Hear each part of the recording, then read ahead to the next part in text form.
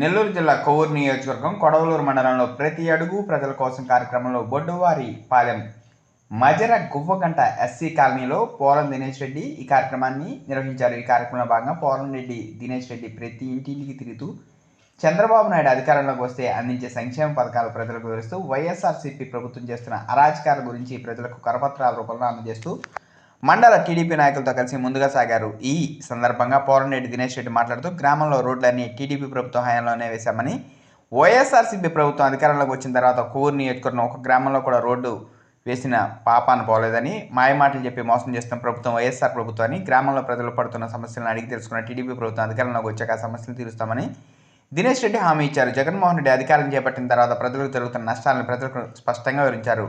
బొడ్డువారిపాలెం గ్రామంలో పోలంరెడ్డి శ్రీనివాసరెడ్డి ఎమ్మెల్యేగా ఉన్నప్పుడు మాత్రమే కొవ్వూరు నియోజకవర్గం అభివృద్ధి పథకం నడుస్తుందని, ఎమ్మెల్యే ప్రసన్న కుమార్ రెడ్డి మాత్రం గ్రావెల్, ఇసుక, డబ్బు దోచుకుంటూ ఆయన అభివృద్ధి చెందుతున్నాడే తప్ప కనీసం ప్రజల కష్టాలను పట్టించుకున్న పాపం పోలేదని, మంచినీళ్ళు కూడా ప్రతి ఇంటికి ఒక చిన్న పాపాన పోలేదని, గువ్వగంట ఎస్సీ కాలనీలో గ్రావెల్ లారీల కారణంగా రోడ్లు పాడైపోయి సరిగ్గా రోడ్లు లేకపోవడం వల్ల రోడ్లు మొత్తం జలమయం కావడం వలన బురదలో ప్రజలు నడవాలంటే తీవ్ర ఇబ్బందులకు గురవుతుందని, టీడీపీ ప్రభుత్వాలు అధికారం చేపట్టిన తర్వాత ఈ సమస్యలను తీరుస్తామని పోలంరెడ్డి దినేష్ రెడ్డి హామీ ఇచ్చారు. ఈ కార్యక్రమంలో టీడీపీ మండల పార్టీ కన్వీనర్ కోటరెడ్డి అమరేందర్ రెడ్డి, కేతి వెంకటరమణారెడ్డి, నాప వెంకటేశ్వర నాయుడు, సతీష్, చెముకుల వెంకయ్య, స్థానిక నాయకులు, కార్యకర్తలు పాల్గొన్నారు.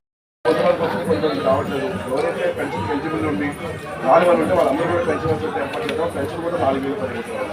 ఈ పిల్లలు ఒకరున్నా, ఇద్దరున్నా, ముగ్గురున్నా ఒక్కొక్కరికి 12,000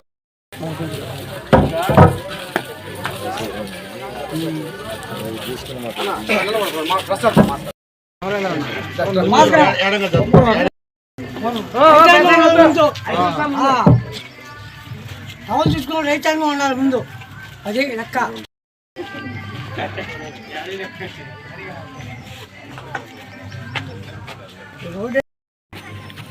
ఓకేనా? అందరికీ నమస్కారం. ఈ రోజున ప్రతి అడుగు ప్రజల కోసం అనే కార్యక్రమంలో భాగంగా కొడవలూరు మండలంలోని నాయుడుపాలెంలో ఈ కార్యక్రమాన్ని నిర్వహించడం జరుగుతుంది. అయితే ఇవాళ ప్రజలను ఎవరిని కూడా కదిలించిన ప్రభుత్వం ఏర్పడి 4 ఏళ్ళ 9 నెలలు కావస్తుంది, పూర్తయిపోయి 10వ నెలలో కూడా రాబోతున్నాం అని చెప్పి అందరూ కూడా చెప్తున్నారు. కానీ జగన్మోహన్ రెడ్డి గారు పూర్తిగా రాష్ట్రాన్ని గాడికి వదిలేసి అన్ని విధాలుగా వైఫల్యం చెందారని చెప్పి ప్రజలందరూ కూడా చెప్పడం జరుగుతుంది. కేవలం అందరి నోట ఒకటే మాట, మళ్ళీ వైసీపీ ప్రభుత్వం ఇంటికి వెళ్తేనే రాష్ట్ర అభివృద్ధి సాధ్యమవుతుందని చెప్పి ప్రతి ఒక్కరి నోట ఇదే మాట ఉంది.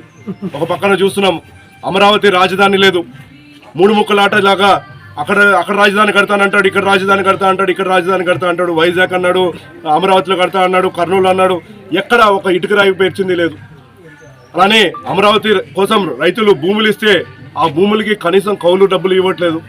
ఇంకో పక్కన చూస్తే ఎవరైతే మద్యం సేవిస్తారో మద్యం సేవించే వాళ్ళకి ఏమన్నాడంటే, నేను వచ్చే ఎలక్షన్ కల్లా సంపూర్ణ మద్యపాన నిషేధం చేసిన తర్వాతనే మీ అందరినీ వచ్చి ఓటు అడుగుతానని చెప్పిన జగన్మోహన్ రెడ్డి గారు ఇవాళ కల్తీ మద్యాన్ని తీసుకొచ్చి ఇవాళ ఆంధ్ర రాష్ట్ర ప్రజల ఆరోగ్యంతో చెలగాటలు ఆడుతున్నాడు.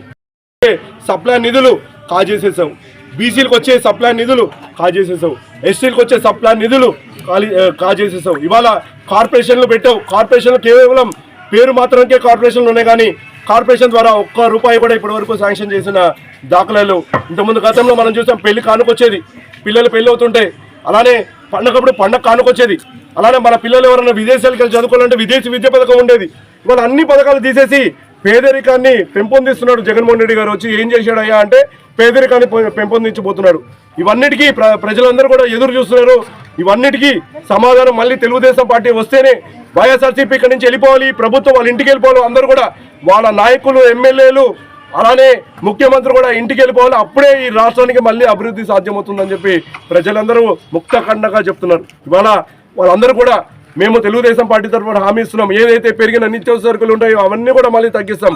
గతంలో వచ్చే కార్పొరేషన్ లోన్లు ఏవైతున్నాయి ఆ లోన్లు అన్నీ కూడా మళ్ళీ తీసుకురాబోతున్నాం. మళ్ళీ పెళ్లి పథకం రాబోతుంది, మళ్ళీ సంక్రాంతి కానుక రాబోతుంది, అలానే క్రిస్మస్ కానుక వస్తుంది, రంజాన్ తోఫా వస్తుంది. అలానే మళ్ళీ మన పిల్లలు ఎవరన్నా విదేశాలకు వెళ్ళి చదువుకోవాలంటే విదేశీ విద్య పథకం రాబోతుంది. అలానే మహిళలు ఎవరన్నా బస్సులో ప్రయాణం చేయాలంటే బస్సులో ఉచితంగా ప్రయాణం చేసి సౌకర్యం కల్పించబోతున్నాము.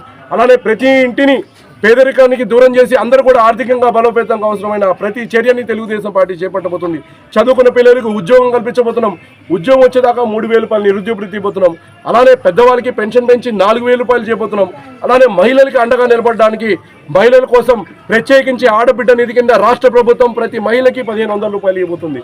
అలానే ఇంకా బడుగు బలహీన వర్గాలకి గతంలో ఏ విధంగా అయితే అండగా నిలబడమో అదే విధంగా మళ్ళీ కూడా తెలుగుదేశం పార్టీ అండగా నిలబడబోతుంది. ఖచ్చితంగా మనకు ఏదైతే సమస్యలు ఇప్పుడు దాకా మన దృష్టిలోకి వచ్చారో ప్రభుత్వ ఉద్యోగస్తులు పడుతున్న సమస్యలు తీరుస్తాం. అలానే ప్రైవేట్ ఇండస్ట్రీ తీసుకొచ్చి ఉపాధి కల్పించి 33 లక్షల పైన గతంలో మనం చూసాం. 33 లక్షల మందికి పైన గతంలో మనం ఉద్యోగాలు కల్పించడం జరిగింది. మళ్ళీ కూడా ఇలానే మళ్ళీ పరిశ్రమలు తీసుకొస్తాం ఆంధ్ర రాష్ట్రానికి తీసుకొచ్చి తద్వారా ఇక్కడ ఉన్న చదువుకున్న యువతకి ఉద్యోగాలు కల్పించబోతున్నాం. ఉద్యోగం వచ్చేదాకా ప్రతి నిరుద్యోగికి 3,000 రూపాయలు నిరుద్యోగ వృత్తి కూడా ఇవ్వబోతున్నాం. ఇలా చెప్పుకుంటూ పోతే అన్నీ కూడా గతంలో మనకు వచ్చే ప్రతి ఒక్క పథకం రాబోతుంది. దానికి మించి రెట్టింపు ఇవాళ పేదరికంలోకి నెట్టేశారు మనందరూ జగన్మోహన్ రెడ్డి గారు.